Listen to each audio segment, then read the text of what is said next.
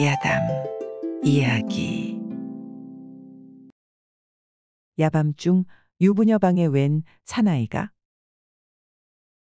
그 어느 때인가 김정승과 권정승이 모두 대로제상하여 서울 근방 본토에 돌아가 지내게 되었는데 두 정승 모두 그 슬하에 외독자 동갑을 두었습니다. 김정승과 권정승지간에 우이우애가 남달리 극진하여 형님 동생 하면서 정사를 볼 때도 낯 붉힌 일 없고 퇴로락 향한 후에도 인생은 늙으면 잔병이 잦은 법이니 누가 먼저 별세하든 두 자식들을 제 자식 친형제처럼 잘 보살펴 나라의 동량지제로 내세웁시다. 하고 말하였습니다. 그 후 얼마 안 되어 권정승은 그만 세상을 하직하게 되어 권정승 아들은 김정승 댁에 옮겨오게 되었습니다. 두 집 아들은 한데 모였으나 우이후에는 날따라 깊어만 갔습니다. 세월은 살같이 흘러 어느덧 관연한 김정승 아들부터 근방의 명문거족 교수에게 장가를 들게 되었습니다. 이때 김정승 아들은 생각되는 바가 따로 있어 아버지에게 간청했습니다. 아버지, 동갑이라 하여 꼭 한나란 씨의 장가들라는 법은 없으나 나는 단박 장가를 들게 되고 동생은 장가를 못 들게 되니 마음이 평온하오리까. 원컨대 동생도 나와 꼭 같이 성관을 시켜 함께 출행케 하는 것으로서 외로운 마음을 위로함이 어떠하니까. 그러자 김정승은 거과시 좋은 생각이다. 하고 쾌히 응낙하였습니다. 그리하여 김정승 아들이 장가드는 날 권정승 아들도 함께 말을 타고 신부집으로 행차하게 되었습니다. 이때 교수집에서 마중 나와 보니 의외로 신랑이 둘이었습니다. 사연을 알게 된 신부집에서는 신랑의 절절한 의향에 조차 큰 상 2개를 차려 동시에 받도록 하였습니다. 밤이 해지자 김정승 아들이 권정승 아들을 찾아 말하였습니다. 동생, 우리 비록 모두 명문거족의 귀한 자식이라 하지만 동생은 조실부모한데다 가세마저 기울어져 어쨌든 나보담은 등대 맞는 처자 맞아오기 어려우니 오늘 밤부터 나의 신부방에 들어주게. 아니, 세상에 그럴 법이 어디 있나요? 권정승 아들이 깜짝 놀라 펄쩍 뛰지만 김정승 아들은 오히려 제 편에 동생, 약조를 지켜야 해. 오늘 밤 이 간곡한 청구를 거절한다면 우린 서로 동서로 영영 갈라지고 말 거라고. 김정승 아들이 정색하고 딱 잘라떼는 바람에 권정승 아들이 잠시 어찌할 바를 몰라 어리벙벙해 섰는데 김정승 아들은 어느새 훌쩍 말에 뛰어올라 채찍을 안기는 것이었습니다. 밤 깊어 집에 당진한 김정승 아들이 아버지를 찾아뵈옵자 김정승은 이 어이된 일인가? 하며 자리를 차고 일어났습니다. 소자, 천조를 범했습니다. 소자는 외람하게도 부모의 언명을 거슬리고 이렇게 돌아왔습니다. 하고 돌아오게 된 자초지종을 일장설하하자 야, 거 과연 장쾌한 일을 했구나. 하며 도량 넓고 의리 깊은 아들의 처사에 찬탄을 보내는 것이었습니다. 이건 그렇고 그 이튿날 신부집에서 보니 들라는 새 신랑은 없고 왕청 같은 결서방이 진짜 서방으로 신방에 들었는지라 황황하여 사실을 캐물었습니다. 이에 권정승 아들은 사실을 이실직고 하였습니다. 그나저나 하늘이 맺어준 연분이니 할 수 없구나. 신부집에서도 더 말치를 않아 혼사일을 그저 그렇게 처사되었습니다. 속담의 죄는 지은 대로 가고 복은 닦은 대로 간다고 의리 깊은 김정승 아들은 오라지 않아 다시금 명문거족의 교수를 아내로 맞아들이게 되었습니다. 김정승은 후원 목가에다 동별채, 서별채를 짓고 성가한 두 아들을 자리 잡아주었습니다. 심지바른 김정승 아들은 공부에 전력하여 과거의 급제에서 전라도 감사직에 부임하였습니다.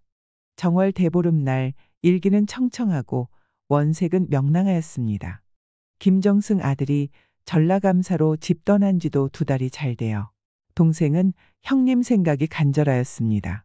그래서 뜰하게 나서서 명원을 바라보는데 벼랑간 형순의 방문이 스르르 열리는 것이었습니다.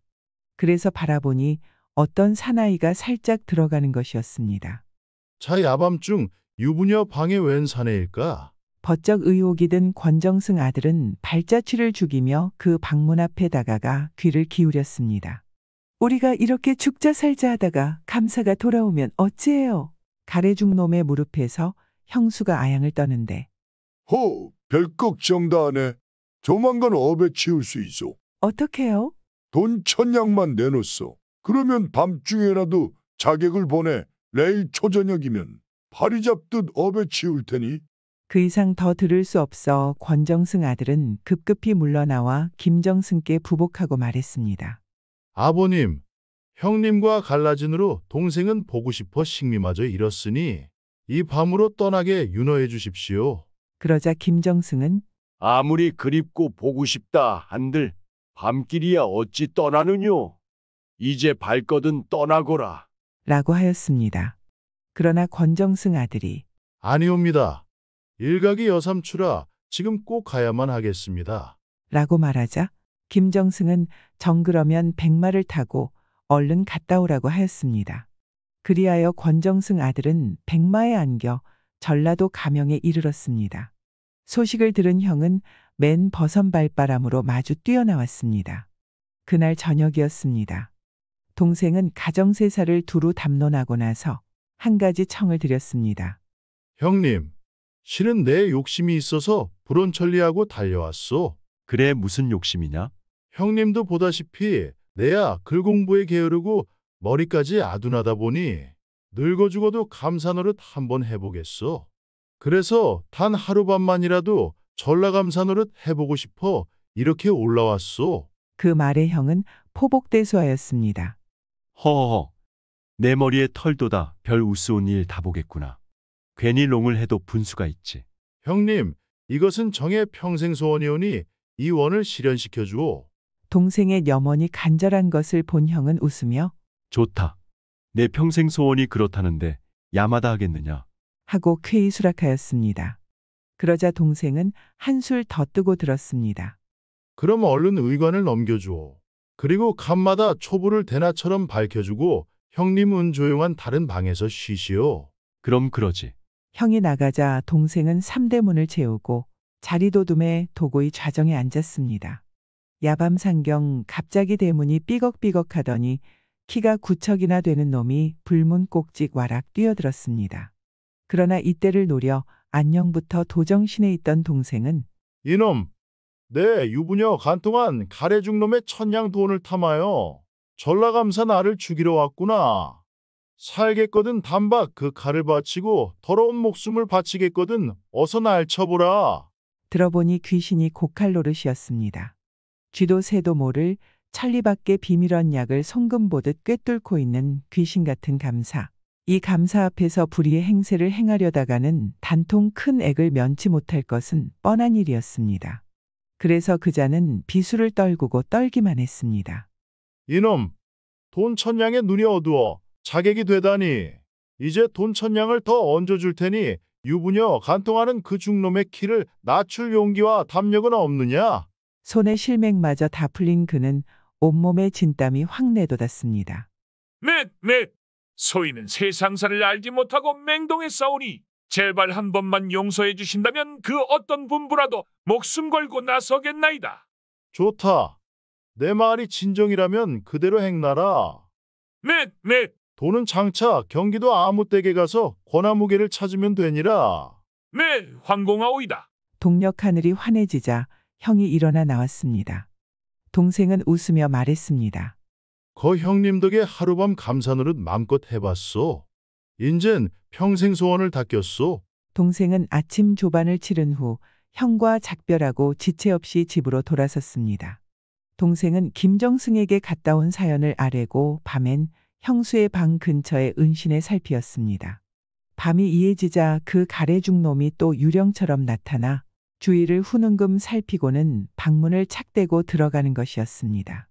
그런데 좀 이수하여 키가 9척이나 되는 한 사람이 비수를 번뜩이며 뒤따라 들어갔습니다. 그러자 악소리가 났습니다. 문틈으로 달빛을 빌어 들여다보니 죽놈은 뻐들어졌는데 형수녀는 정신 잃기는 고사하고 죽놈의 각을 뜯는 것이었습니다. 각을 떠서 뼈는 명주필에다 싸고 뜯어낸 고기는 침을 담그는 것이었습니다.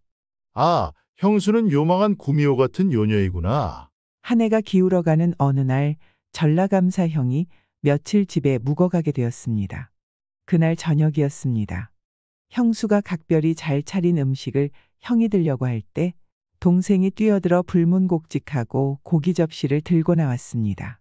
형수는 물에방탕이 논다고 앙탈을 쓰나 동생은 아랑곳 않고 제 집으로 달려와서 개에게 먹였습니다. 그러자 개는 찍소리 한 번 못 내고 빼뜨러지는 것이었습니다.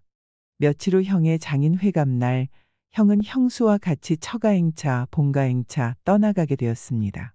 그들 일행이 동구 밖을 나섰을 때 동생은 급급히 형수의 방에 들어가서 명주필로 싼 뼈를 꺼내다 명주보로 더 싼 후 말에 지워가지고 뒤를 바짝 달았습니다.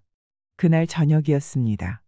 동생은 형님 앞에 명주보따리를 내놓으며 말했습니다. 형님, 미소한 예물이지만 친히 풀어봐줘. 그래서 풀어에 치니 웬 놈의 장삼과 남주 그리고 뼈가 있었습니다. 김정승 아들은 물론 처가집의 사람들이 입만 딱 벌리고 있는데 형수녀는 어느 사이 빠져나가 나무에 목을 메고 자결했습니다. 집에 돌아온 김정승 아들은 하도 괴이하여 동생을 찾아 그 연고 꼬치꼬치 캐물었습니다. 그제야 권정승 아들은 모든 일에 전우좌우 자초지종을 일장설하였습니다. 이에 크게 감복한 김정승 아들은 부친과 의논한 후 세간 절반을 뚝 떼어 동생에게 갈라주었습니다. 그리하여 두 형제는 남부럽지 않게 살아갔다 합니다. 사자성어 결의 형제, 맺을결, 오를 의, 형형, 아우제, 의리로서 남남끼리 형제의 관계를 맺음. 또는 그 형제. 아무리 남이라고 하지만 형제의 관계를 맺은 의리만큼은 친형제보다 더욱 두텁다고 할 수 있습니다. 사람은 혼자서 살 수 없듯이 우리는 모든 사람과의 관계 속에서 살고 있는 것입니다.